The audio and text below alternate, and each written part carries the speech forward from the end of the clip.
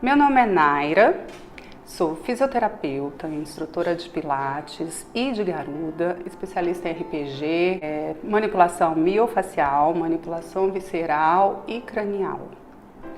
E trabalho essencialmente com todas essas técnicas, faço, na verdade, nas minhas terapias, uma miscelânea de cada uma delas, e de forma que possa atender a individualidade de cada paciente, de forma que a gente possa dar um atendimento cada vez mais direcionado para aquele tipo de cliente.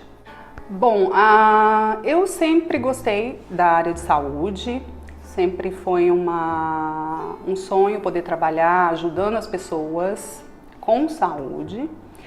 Logo que eu termino o segundo grau, passa-se um tempo, eu viajo para fora do Brasil, passei um tempo nos Estados Unidos e foi muito bom não ter mergulhado direto, saindo direto da minha formação de segundo grau para a faculdade, porque nessa experiência que eu vivenciei, de ter ido para fora do Brasil, de ter podido fazer intercâmbio, conhecer outras pessoas, amadurecer o que eu realmente gostaria de fazer.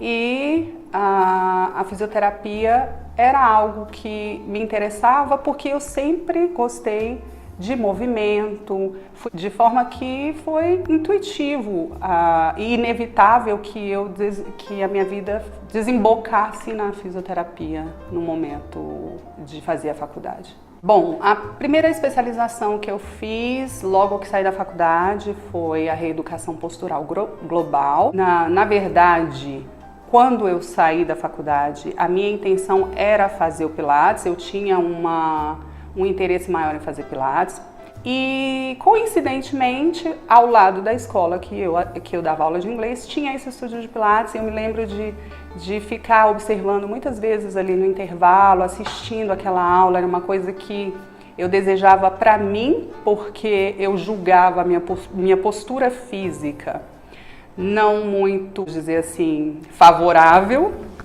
Era uma postura que eu tinha esse senso crítico com relação à minha postura e isso fazia com que eu quisesse me expor à técnica de Pilates, porque eu sabia, nas próprias aulas da faculdade, que o Pilates iria fazer com que eu tivesse uma melhor desenvoltura de postura, de movimento, enfim.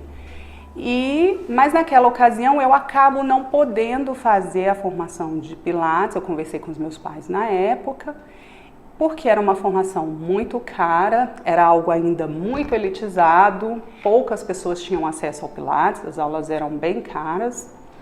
E a minha mãe sugere que então eu fizesse a formação de RPG, que não era uma formação barata, mas era uma formação menos cara e menos demorada do que a própria formação de Pilates. Então eu acabei optando por fazer o RPG, fiz a formação de RPG, trabalhei um tempo, montei um consultório, trabalhei um tempo com a técnica. E depois eu engravido, tenho a minha filha e nesse período eu resolvi me dedicar exclusivamente a ela. Então eu fechei o meu consultório, por um período não atuei na minha área, até que ela tivesse 1 ano e meio e eu retornasse para o mercado de trabalho. Eu retorno para o mercado de trabalho, nessa ocasião engrenando de novo na minha profissão e me entusiasmando com ela, porque é uma coisa que eu gosto muito e sou apaixonada. Eu decidi fazer uma pesquisa e resgatar aquele sonho de fazer a formação de Pilates que eu não pude fazer logo que saí da faculdade.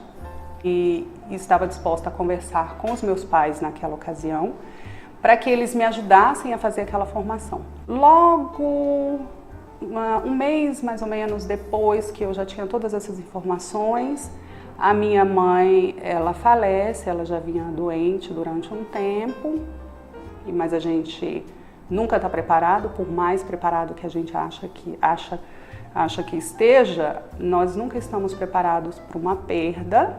E embora eu olhasse para ela e a visse e soubesse, na verdade, que ela não duraria muito tempo, não teria uma vida longa, eu imaginava que não seria tão difícil quanto foi perdê-la naquela ocasião. Mas eu precisava, enfim, minha mãe morreu e eu precisava cuidar da minha filha. Eu tinha passado por um divórcio, a minha mãe faleceu, eu estava retomando a profissão como RPGista, querendo aprofundar o conhecimento, me especializar ainda mais e poder fazer um trabalho melhor como fisioterapeuta. E resolvi, apesar de toda a dor e de todo o luto que eu estava vivendo, que eu precisava lutar pela minha filha, levantar, estudar, trabalhar. E nesse período foi um período muito difícil porque eu entrei numa síndrome do pânico. E foi um dia, foi súbito, eu estava sofrendo a perda da minha mãe e eu fui trabalhar na clínica da minha amiga, fui fazer os atendimentos. E quando eu voltei para casa, minha filha ficava na casa da minha avó, enquanto eu estava fora trabalhando. E quando eu voltei para casa, não tinha ninguém em casa, eu resolvi jantar para buscá-la na casa da minha avó. Eu sentei no sofá e comecei liguei a televisão para interromper aquele silêncio que estava ao meu redor. E o silêncio naquele momento era algo muito difícil, porque eu estava sofrendo muito.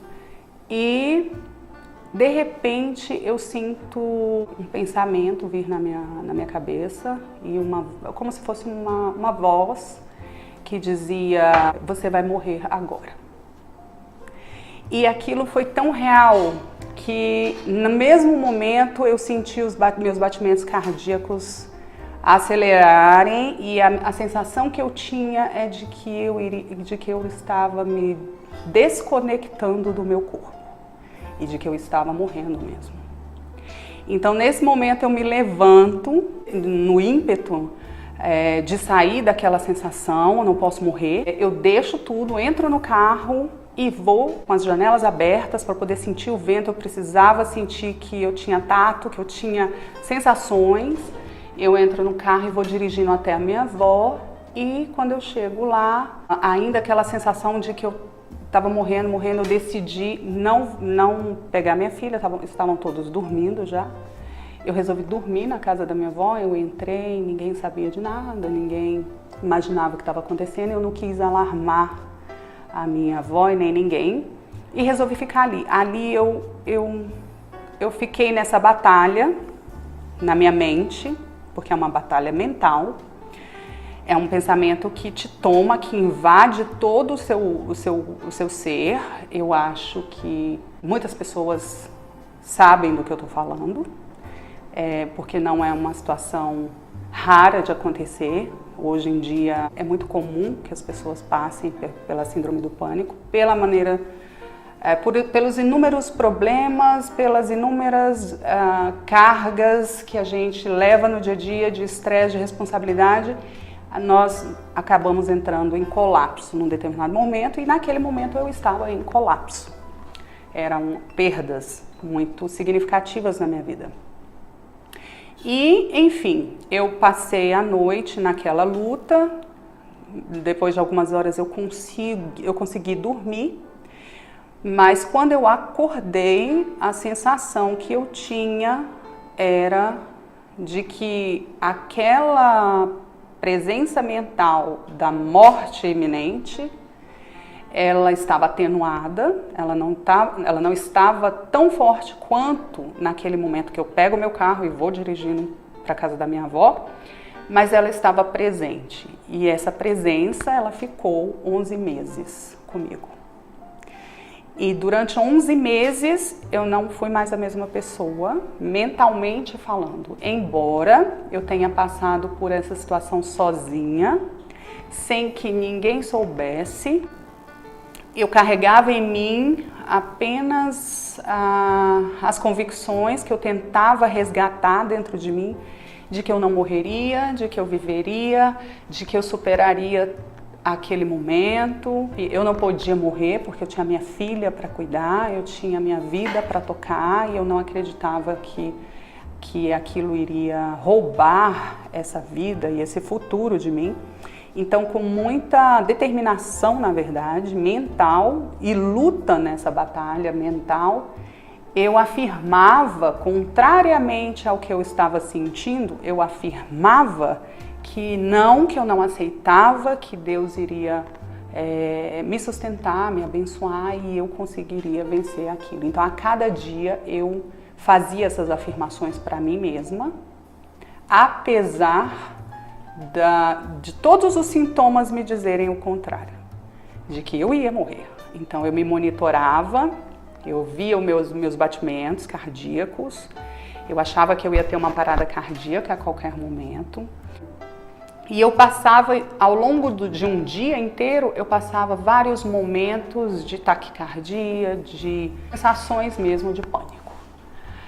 E à noite, acordava no meio da noite, de repentinamente, assustada, sem ar, sufocada, com batimentos arrítmicos e uma série de coisas que eu acho que todo mundo que passa sabe bem o que eu tô falando. Então eu vivi isso. E apesar de estar nesse quadro, eu sabia o meu senso de responsabilidade, no sentido de ter que criar a minha filha e cuidar dela, era muito forte e era o que me fazia levantar todos os dias, mesmo não sentindo que eu estava em mim.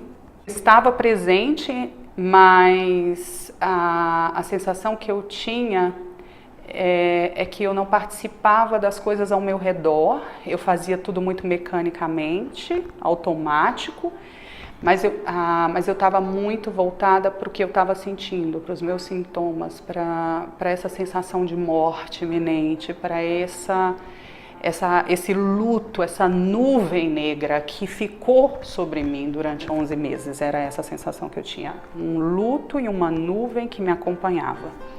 E às vezes eu perguntava para mim mesma, como era, eu já não me lembrava, como era ter uma mente saudável?